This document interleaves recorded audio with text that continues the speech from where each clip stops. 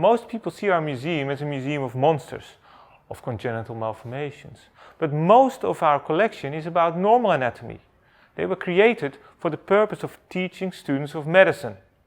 This teaching function was also recognized by one of the museum anatomists, Martin Woerdeman, who in the 1930s had an ambitious plan, the creation of an anatomical atlas based on these museum preparations. But for this plan, he missed one crucial element, namely a medical illustrator. This situation however, would change soon, for in 1933 he was introduced to Henriette Louise Blumenthal, a medical illustrator from Germany. But the reason for this introduction was less positive, because they were the result of recent political and social developments in Germany.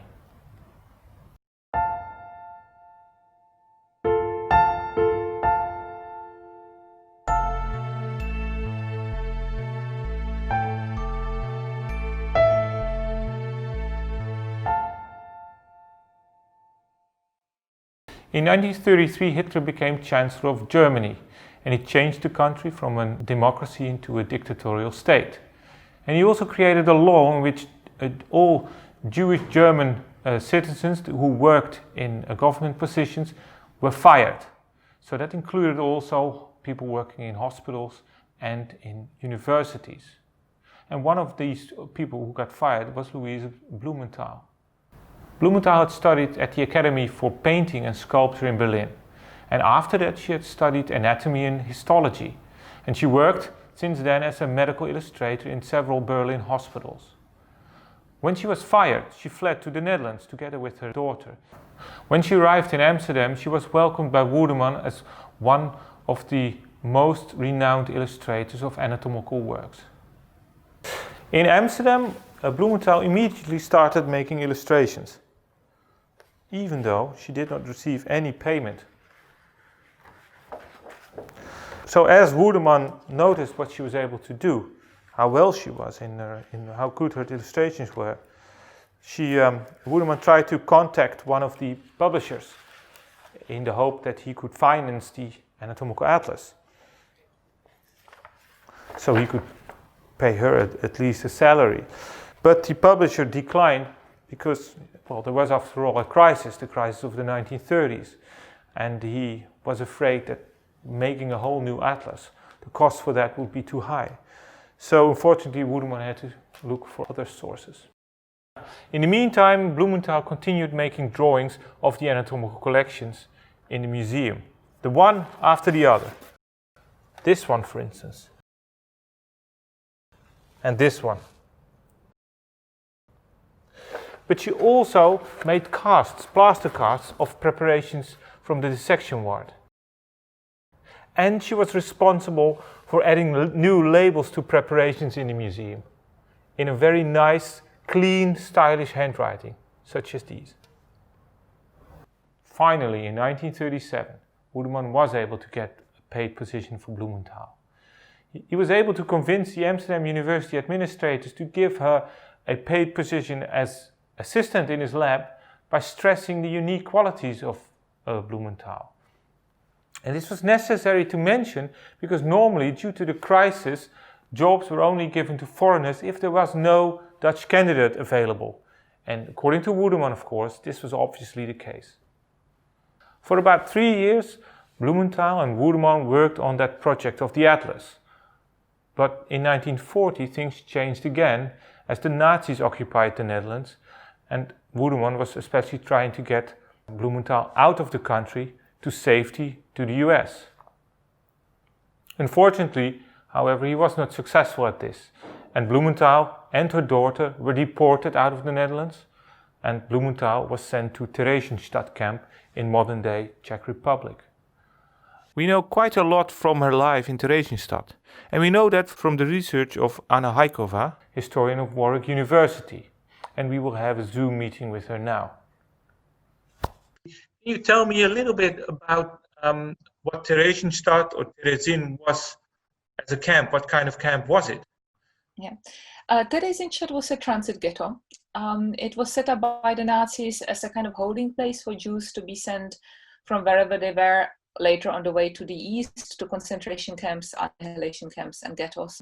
It was about 5,000 people from the Netherlands who were sent to Theresienstadt. Majority of them were German and Austrian emigres like Blumenthal.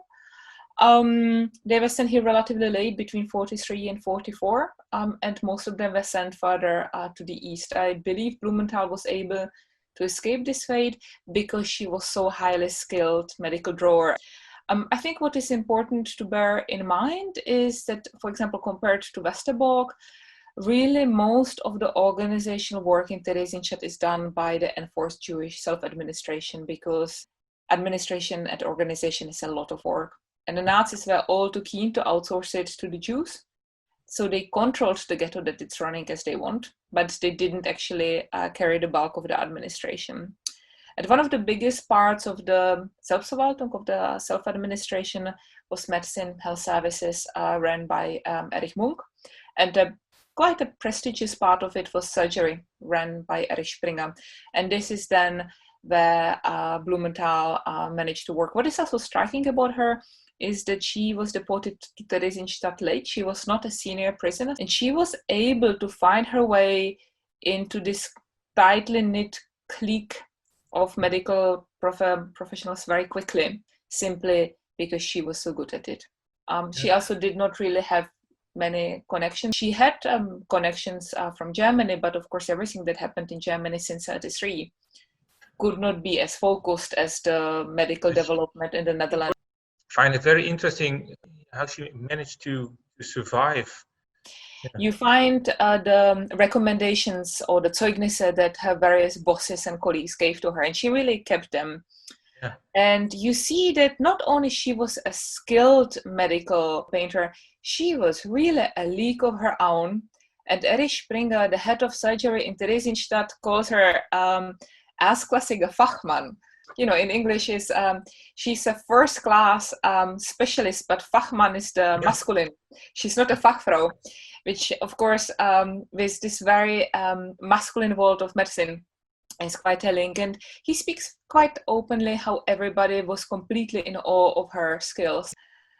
And one of the things that she says about Woerdeman is that Woerdeman for her was a landing place when she went back to the Netherlands in July. I think she got back on July 1st, and it was already on the 3rd of July, 45, 2 days after she got back, she went to the Anatomical Institute, and on the 7th of July, she was already back at the Atlas.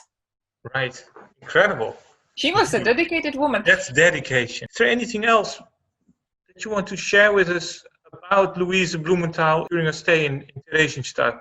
Well, I think that there's this very tragic story of her daughter Käthe, right? Yeah. How Käthe is deported before her mother from Westerbork.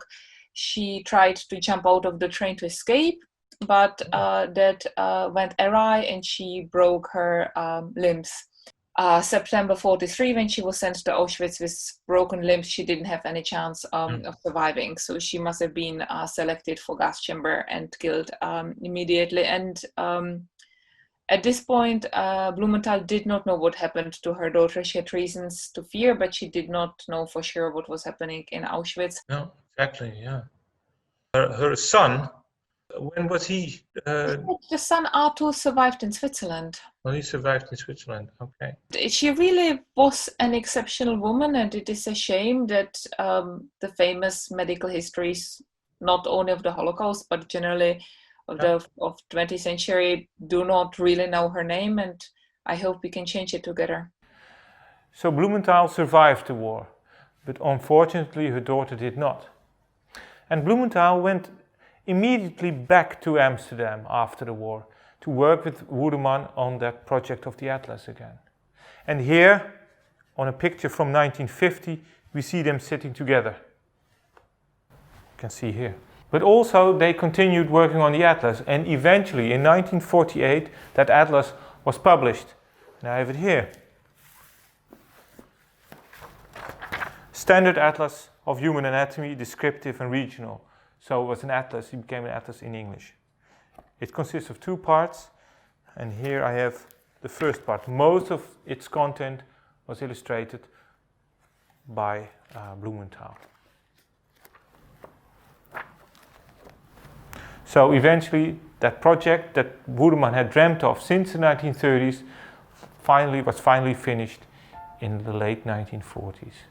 20 years almost later.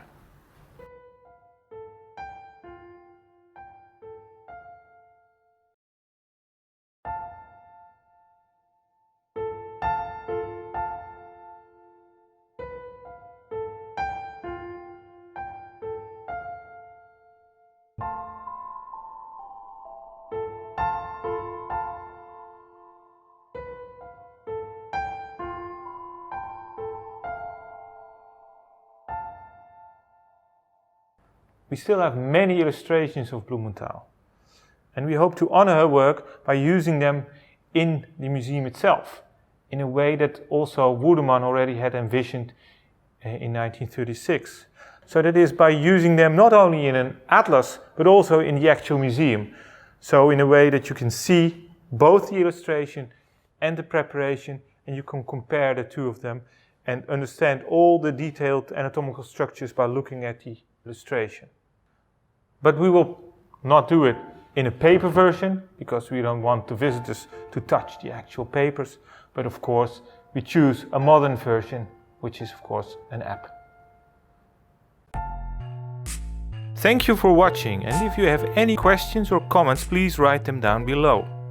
And of course, please like this video and subscribe to our channel. We hope to see you next time. Buy, it's only £22. Great tip for all the people who are interested. Thanks very much.